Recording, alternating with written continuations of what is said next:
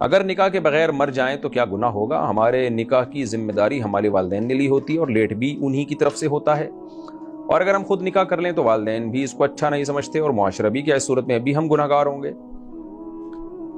دیکھیں، لڑکا اور لڑکی دونوں کے معاملات میں فرق ہے۔ اگر لڑکی جو ہے وہ نکاح کرنا چاہتی ہے، ماں باپ رکاوٹ بن رہے ہیں، کوئی معقول وجہ ہو پھر تو ٹھیک ہے۔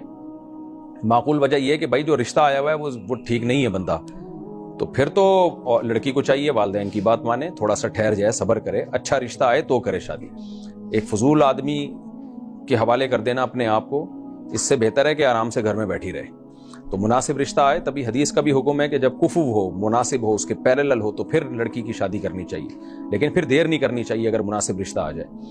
تو اگر مناسب رشتہ آتا ہے پھر بھی والدین شادی نہیں کرتے، تو پھر لڑکی اگر خود سے شادی کر لے تو شریعت میں یہ معیوب نہیں ہے، خوب سمجھ لیں۔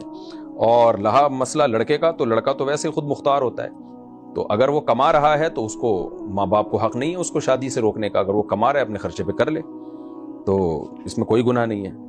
اور اگر تاخیر کرے گا تو یہ سنت موقدہ کی خلاف ورزی ہوگی، قابل ملامت ہوگا شریعت کی نظر میں۔ اور اگر گناہ کا خطرہ ہے تو پھر تو واجب ہے اس پر فوراً نکاح کرنا، پھر نکاح میں تاخیر کرے گا تو گناہ گار ہوگا، اور مر گیا تو گناہ کی موت مرے گا وہ۔